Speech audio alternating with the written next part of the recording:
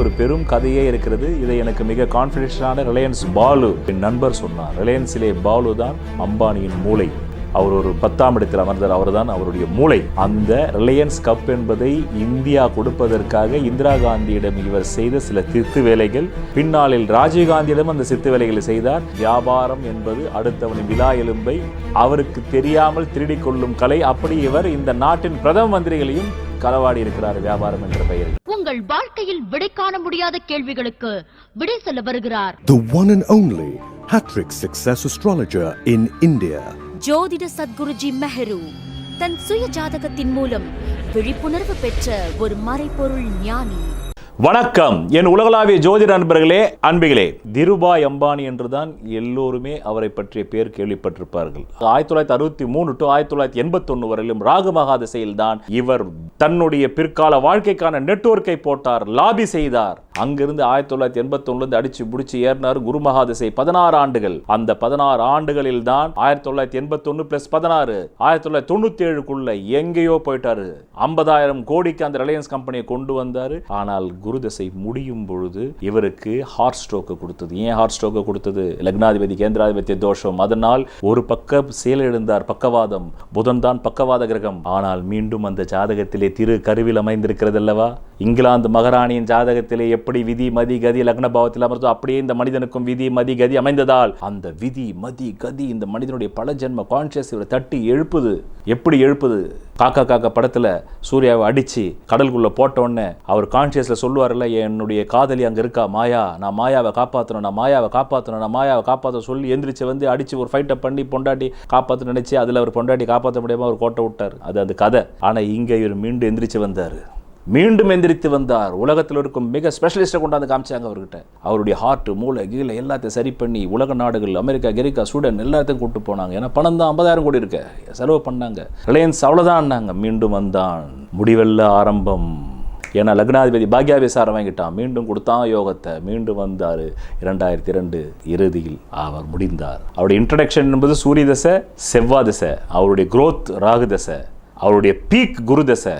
அவருடைய சேச்சுரேஷன், அதாவது மறைந்துட்டார் என்பது தான் சேச்சுரேஷன் சொல்கிறேன். இந்த ரிலையன்ஸ் அவங்க பிள்ளைகள் இன்னும் நடத்துகிறாங்க, அது வேறு. அதில் ஒருத்தர் இப்போ விட்டார், அனில் அம்பானி. அப்படித்தான் அந்த குடும்பத்தில் ஒருத்தன் ஜாதகம் நல்லா இருந்தால் அந்த ஜாதகம் இருக்கிறவங்கள தான் அந்த குடும்பம் வேலை செய்யும். அதுக்கப்புறமா ஜாதகம் நல்லா இருந்தால் வேலை செய்யலாம், வேலை செய்யாது. அதுக்கப்புறமா அவர் இயற்கை எழுதினார்.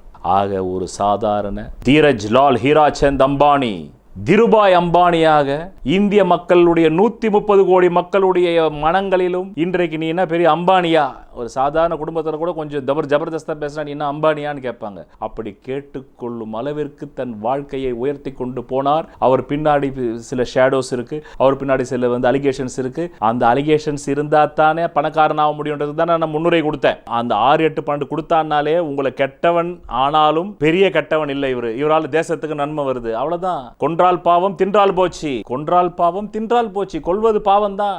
டெய்லி எத்தனை சிக்கனுக்காக வெட்டுறான், பாவம் இல்லையாது. எத்தனை மட்டனுக்காக வெட்டுறான், அது மட்டும் பாவம் இல்லையா? அது உயிர்கொலை. அது எத்தனைக்கு கிரிமினல் கேஸ். அது எத்தனை மாடு வெட்டுறான், எத்தனை ஆடை வெட்டுறான், எத்தனை கோழியை வெட்டுறான். அந்த மாதிரி இவரும் தவறு பண்ணாரு. ஆனால் அந்த தவறின் மூலமா இவர் இன்னைக்கு ஒரு 20,000 பேருக்கு வேலை தராருனாங்க. அந்த 20,000 பேர் வீட்டில் நெருப்பு எரியுது இல்லை? அந்த 20,000 பேருக்கு இவர் தரலன்னா இன்னும் இந்தியா ஏழ்மையாக தான் இருந்திருக்கும். ஆக கொன்றால் பாவம் தின்றால் போச்சு. இதுதான் 6, 8, 12 சுபகிரகங்கள் சேரும் போது. அதனால் தான் சொல்வேன், வெல்லலாம் எவ்வினையையும் இவ்வுலகையும் என்பதை போல் அம்பானி வென்று காட்டினார். இது ஒரு வகையான அமைப்பு. இதே வகையான அமைப்பு வேற வேற பேட்டர்ன்ல இருக்கும். இருந்தால் அவர்களும் வெல்வார்கள் எவ்வினையையும் இவ்வுலகையும் என்று சொல்லி இந்த அம்பானி உருவானதற்கான அவருடைய ஜாதக சூத்திரங்களை இதுவரையில் உலகிலேயே யாரும் சொல்லாத வகையில் மிக தெளிவாகவும் நேர்த்தியாகவும் ஜோதிடத்தில் புதைந்திருக்கக்கூடிய மறைபொருள் ரகசியங்களை நான் உங்களுக்கு சொன்னேன். ஆக இவருடைய இன்ட்ரோடக்ஷன் என்பது இவருடைய ஜாதகத்திலே நடைபெற்ற சூரிய தசை, அது ஏடனுக்கு அனுப்பியது.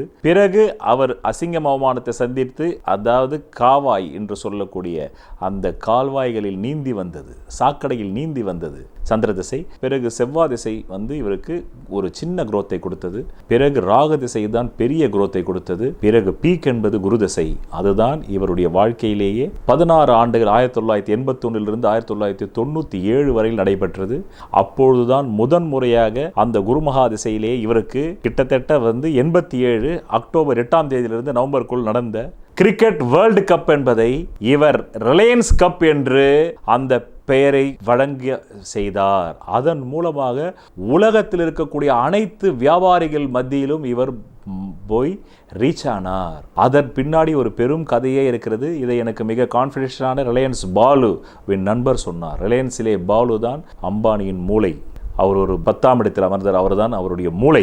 அந்த ரிலையன்ஸ் பாலு என்பவர் தான் இவருடைய மூளை. அந்த ரிலையன்ஸ் பாலுவின் நெருங்கிய நண்பரின் இடத்திலே சொன்னார், அந்த ரிலையன்ஸ் கப் என்பதை இந்தியா கொடுப்பதற்காக இந்திரா காந்தியிடம் இவர் செய்த சில சித்து வேலைகள், பின்னாளில் ராஜீவ்காந்தியிடம் அந்த சித்து வேலைகளை செய்தார். அதை பற்றி சொன்னால் இந்த பதிவு நீண்டு போகும். அதை தனி பதிவாக நான் வெளியிடுகிறேன். அதுதான் வியாபாரம் என்பது அடுத்தவனின் விலா எலும்பை அவருக்கு தெரியாமல் திருடிக் கொள்ளும் கலை. அப்படி இவர் இந்த நாட்டின் பிரதம மந்திரிகளையும் களவாடி இருக்கிறார் வியாபாரம் என்ற பெயரில். அவ்வளவுதான்.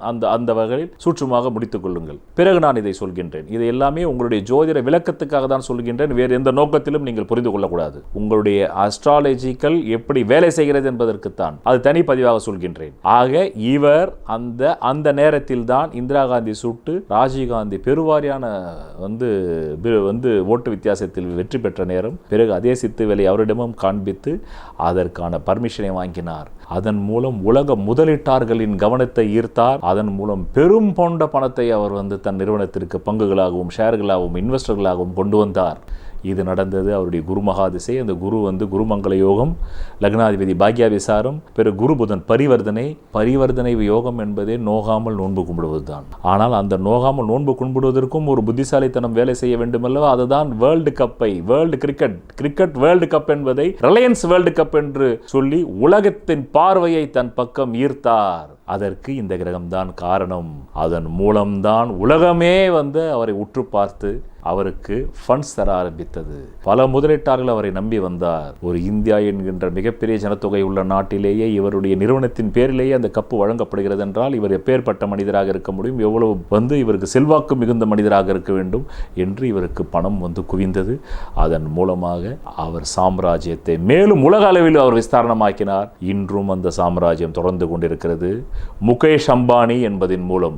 ஆக என்னுடைய ஜோதிட நண்பர்கள் இந்த பதிவின் மூலம் தெரிந்து கொள்ள வேண்டியது, உங்கள் ஜாதகத்தில் கூட இப்படி மறைபொருளான யோகங்கள் இருந்தால் அது நிச்சயம் வேலை செய்யும். அது வேலை செய்கிறதா இல்லையா என்பதை உங்கள் செயல்களில் இருந்தும் உங்கள் சொல்களில் இருந்தும் உங்களுடைய தீவிர அறிவாற்றலில் இருந்தும் வியாபார அறிவாற்றலிருந்தும் அது வெளிப்படும். இந்த கிரகம் உள்ளவர்களுக்கு இப்படித்தான் அந்த கிரகங்கள் வேலை செய்யும். அப்படிப்பட்ட கிரக அமைப்புகள் என் ஜாதகத்தில் இருக்கிறதா இல்லையா என்பதை நான் தெரிந்து கொள்வதற்காக இறங்கியதனால்தான் நான் என் ஜாதகத்தின் மூலம் ஒரு மறைபொருள் ஞானி ஆனேன். அதனால் இந்த கலையை நான் என் ஜாதகத்தை அறிவதற்காகத்தான் கற்றுக்கொண்டேனே தவிர அடுத்தவர் ஜாதகத்தை அறிவதற்காக கற்றுக்கொள்ளவில்லை. உன் ஜாதகத்தை நீ கற்றுக்கொண்டாலே உலகத்தையே கற்றுக்கொண்டதற்கு சமம். அதனால் தான் சிவபெருமானுடைய அந்த ஞான படத்தை அந்த சிவபெருமான் காட்டும் பொழுது அதை இரு பிள்ளைகளும் கேட்கிறார்கள், யார் இந்த உலகத்தையே சுற்றி வருவாரோ அவருக்கு இந்த பழம் கிடைக்கும் என்றவுடன் முருகன் உலகத்தையே மயிலால் சுற்றினார். விநாயகர் அமர்ந்த இடத்திலே நான் எங்கிருந்து வந்தேன் என்று கேட்டார். எங்களிலிருந்து வந்தாய், அப்பொழுது உங்களை சுற்றினாலே உலகத்தை சுற்றியதாகத்தானே அர்த்தம் என்று மிக அழகாக ஞானத்தனமாக வாங்கி கொண்டார். அதனால்தான் கேது ஞான கிரகம். அந்த கேது தான் விநாயக பெருமானுடைய குறியீடு.